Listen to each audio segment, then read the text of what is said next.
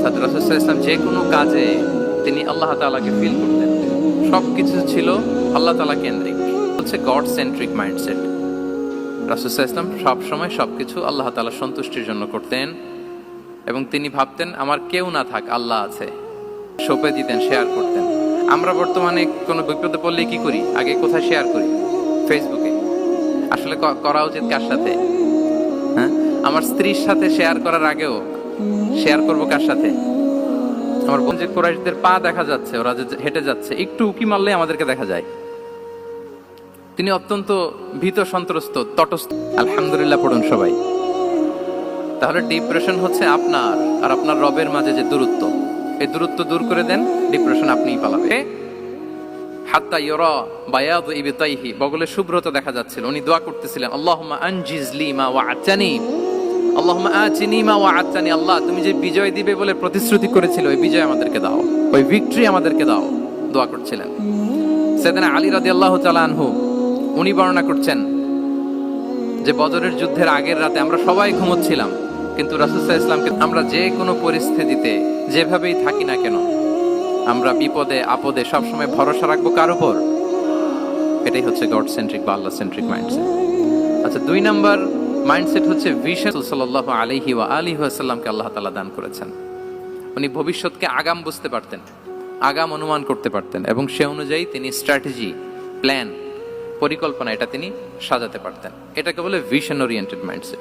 এবার আসুন আমরা সিরাতের কিছু ইনসিডেন্টকে সামনে নিয়ে আসি যে তিনি কিরকম ভিশন ওরিয়েন্টেড মাইন্ডসেটের অধিকারী ছিলেন। আমরা সবাই হুদাইবিয়ার ঘটনা জানি না? কত হিজরিতে ঘটেছিল বলুন তো সবাই? 6ষ্ঠ হিজরিতে। লাকাদ সাদাকাল্লাহু রাসূলাহুর রুইয়া বিল হক লাতাদখুলুন্নাল মাসজিদাল হারামা ইনশাআল্লাহু আমিনিন। রাসূল সাল্লাল্লাহু আলাইহি ওয়াসাল্লাম 6ষ্ঠ হিজরিতে মদিনায় স্বপ্নে দেখলেন যে তিনি উমরা করতে যাচ্ছেন। তো নবীদের স্বপ্ন এটা কেবল স্বপ্ন নয়, এটা আল্লাহর পক্ষ থেকে ওয়াহি, রেভেলেশন।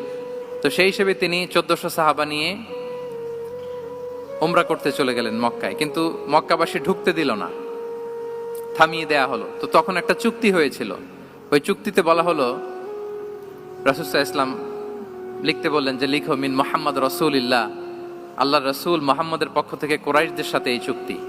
কুরাইশরা আপত্তি করলো যে না, শুধু মুহাম্মদ লেখা যাবে, রাসূলুল্লাহ লেখা যাবে না, কারণ তুমি যে রাসূলুল্লাহ, আল্লাহর রাসূল, এটা যদি আমরা মেনে নেই তাহলে তোমার সাথে আর আমাদের দ্বন্দ্ব কিসের? আমরা তো ভাই ভাই হয়ে গেলাম, রাসূলুল্লাহ কাটো। সাহাবারা কেউ রাজি হয় না, বিশেষ করে ওমরে ফারুক রাদিয়াল্লাহু তাআলা, উনি রাজি হয় না, না না এটা কাটা যাবে না। রাসূল সাল্লাল্লাহু আলাইহি ওয়াসাল্লাম অনেক বলে কয়ে বুঝালেন যে না, দীর্ঘমেয়াদী চিন্তা করতে গেলে আমাদের এখন একটা শান্তি চুক্তির দরকার আছে, যাতে করে আমরা আমাদের গ্লোবাল নেভিগেশন সিস্টেম, দাওয়া সিস্টেমকে আরো স্ট্রং করতে পারি। অনেক বলে কয়ে রাসূলুল্লাহ কাটা হলো। এরপর তারা বলে চুক্তিতে লিখো যে এই বছর উমরা করতে দেয়া হবে না, এই বছর ফিরে যাবেন আপনারা সবাই। এটাও সাহাবারা রাজি হয় না, আল্লাহ রাসূল সাল্লাল্লাহু আলাইহি ওয়াসাল্লাম রাজি হলেন। আবার আরেকটা ক্লোজে লেখা হলো যে আগামী বছর আসলেও 3 দিনের বেশি থাকা যাবে না, সেটাও রাজি হয়ে গেল রাসূল সাল্লাল্লাহু আলাইহি ওয়াসাল্লাম। সাহাবারা রাজি হচ্ছেন না। এরপর মক্কা থেকে কোনো লোক মদিনায় গেলে মদিনাবাসী তাকে রাখতে পারবে না, ফেরত দিতে হবে। কিন্তু মদিনা থেকে কোনো লোক মক্কায় আসলে মক্কাবাসী তাকে ফেরত দিতে বাধ্য থাকবে না। দেখেন, একটার পর একটা মুসলমানদের বিরুদ্ধে সব ক্লোজ যাচ্ছে, কোন সাহাবীরাই রাজি হচ্ছেন না। কিন্তু আল্লাহ রাসূল সাল্লাল্লাহু আলাইহি ওয়া আলিহি ওয়াসাল্লাম তিনি বললেন যে না, লিখো লিখো। ওমর ফারুক রাদিয়াল্লাহু তাআলা আনহু এতটাই রাগান্বিত হলেন, তিনি প্রশ্ন করলেন, ইয়া রাসূলুল্লাহ, আলাইসা আনতা নাবিয়্যুন হক?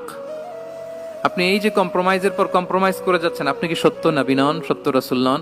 আলাসনা আলা দীনিন হক, আমরা কি সত্যের উপর প্রতিষ্ঠিত নই? আলাইসাল কুরআনু কিতাবুন হক, তো সব যদি সত্য হয় আপনি কেন এগুলো মানছেন? রাসূল সাল্লাল্লাহু আলাইহি ওয়াসাল্লাম বললেন যে ওমর, তুমি বাদশাহ না, মেনে নাও। মেনে নিলেন এবং এই মেনে নেওয়াটাকে আল্লাহ ভিক্টরি বলে ঘোষণা দিলেন, বিজয় বলে। আল্লাহু আকবার।